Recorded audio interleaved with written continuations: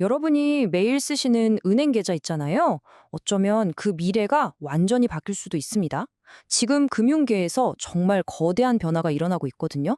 바로 오래된 돈과 새로운 코드, 이 둘이 만나는 지점에 대한 이야기 지금부터 시작해 보겠습니다.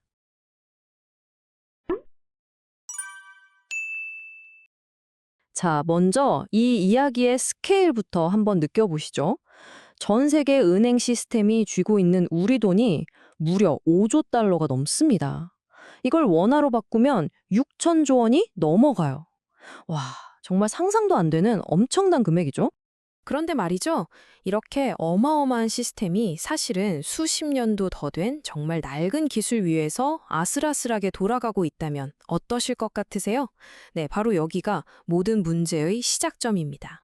그래서 이 낡은 세상이랑 새로운 세상이 꽝 하고 부딪히면 과연 무슨 일이 벌어질까요? 네, 바로 이 질문이 오늘 우리가 함께 파헤쳐 볼 이야기의 핵심입니다. 낡았지만 안정적인 기존 금융, 그리고 새롭지만 아직은 좀 정신없는 이 신기술이 만났을 때 과연 어떤 그림이 그려질까요? 자, 그럼 첫 번째 이야기부터 시작해 볼까요? 바로 은행들이 마주한 수십억 달러짜리 딜레마에 대한 내용입니다. 이 그림이 딱 모든 걸 설명해 주네요. 한쪽에는 뭐 안정적이고 안전하긴 한데 엄청나게 느린 기존 은행 시스템이 있죠. 그리고 다른 한쪽에는 빠르고 혁신적인데 아직은 좀 조각조각 흩어져 있는 디지털 자산의 세계가 있습니다. 은행들은 지금 이 양쪽 세계 사이에서 정말 중요한 선택을 해야만 하는 상황에 놓인 거죠. 바로 이런 딜레마를 풀기 위해서 두 회사가 나섰습니다. 오늘 이야기의 주인공들이라고 할 수 있겠네요. 이들을 우리는 다리를 놓는 사람들이라고 부를 수 있을 것 같아요. 첫 번째 주자는 바로 DXC 테크놀로지입니다. 아마 대부분은 처음 들어보는 이름일 거예요. 하지만 이 회사는 금융계에 보이지 않는 거인, 뭐랄까, 숨은 실력자 같은 곳입니다. 기존 금융 시스템의 가장 깊숙한 곳, 그 심장부를 책임지는 아주 믿음직한 파트너죠.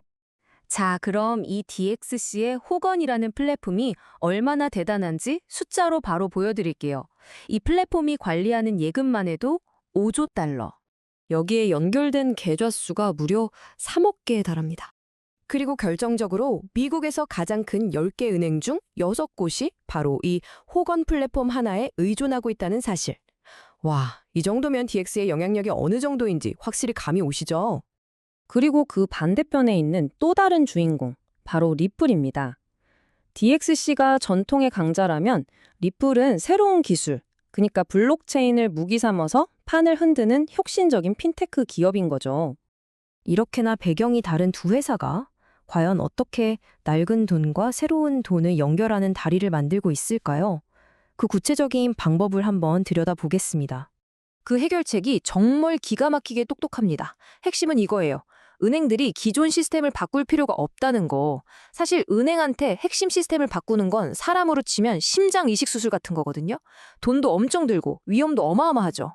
근데 그럴 필요 없이 원래 쓰던 안정적인 호건 플랫폼 위에다가 리플의 기술을 플러그인처럼 그냥 쏙 꽂기만 하면 되는 겁니다. 리스크 없이 혁신을 받아들인다? 바로 이 지점이 게임의 룰을 바꾸는 거죠. DXC 임원이 한 말이 딱 이겁니다. 은행들이 핵심 시스템을 바꿀 필요 없이 디지털 자산 세상으로 들어올 수 있게 해준다. 한마디로 혁신은 하고 싶은데 지금 있는 걸 뒤엎긴 싫어. 이거죠. 정말이지 리스크를 극도로 싫어하는 은행들이 딱 원하던 방식 아니겠어요? 그럼 이 파트너십이 가져오는 가장 큰 변화, 그게 뭘까요? 한마디로 블록체인이 이제 테스트나 실험 수준을 넘어서 진짜 업무에 쓰이게 된다는 겁니다. 이건 정말 큰 차이예요.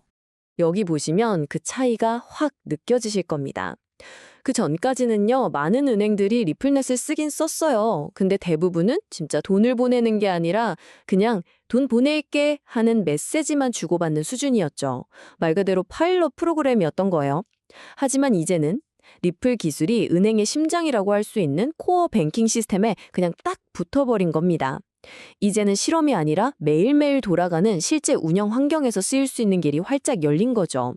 자, 그럼 이제 많은 분들이 가장 궁금해하실 부분으로 넘어가 보죠.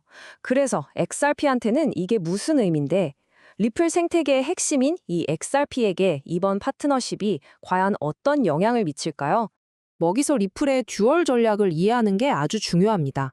이 표를 한번 보세요. 먼저 RLUSD라는 스테이블 코인이 있죠. 이건 은행 내부에서 쓰는 안정적인 포커칩 같은 거라고 생각하시면 쉬워요. 그럼 XRP는 뭘까요? 바로 이 포커칩을 실제 돈으로 바꾸거나 혹은 다른 나라 돈으로 환전할 때 쓰는 브릿지 통화, 즉 다리 역할을 하는 겁니다.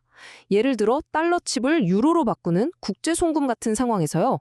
국경을 넘어서 가치를 빠르고 싸게 옮기는 핵심 통로가 바로 XRP인 거죠. 그러니까 이 둘은 서로 경쟁하는 게 아니라 완벽하게 역할을 나눠서 협력하는 관계라고 보시면 됩니다. 그럼 왜 하필 지금 이 시점이 이렇게 중요할까요? 여기 정리된 것처럼 여러 조건들이 딱 맞아떨어지고 있기 때문입니다.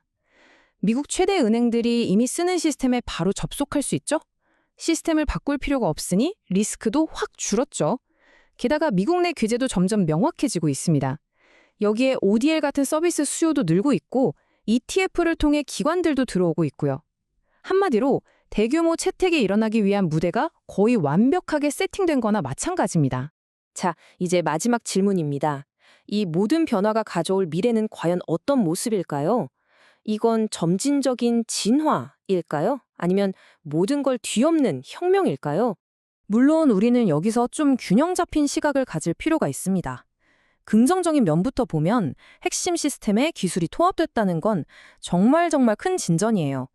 은행 입장에서 디지털 자산을 쓰는 게 훨씬 쉬워지고 싸졌다는 뜻이니까요. 규제 환경도 좋아지고 있고요. 하지만 주의할 점도 분명히 있습니다. 이게 쓸 수 있다는 거지 무조건 써야 한다는 건 아니거든요. 은행들이 변동성 있는 XRP보다 안정적인 스테이블 코인을 더 선호할 수도 있고요. 그리고 원래 이런 거대 기관들의 변화는 생각보다 훨씬 느리다는 점도 잊으면 안 됩니다. 결국 우리는 이 질문 앞에 서게 됩니다. 지금 이 순간이 수십 년 동안 멈춰있던 금융 시스템이 마침내 새로운 코드를 받아들여 진화하는 그야말로 역사적인 순간이 될까요?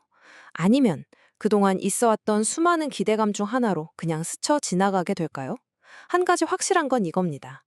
낡은 돈과 새로운 코드가 만나는 이 다리 위에서 앞으로의 금융의 미래가 결정될 거라는 사실입니다. 여러분은 어떻게 생각하시나요? في أكمل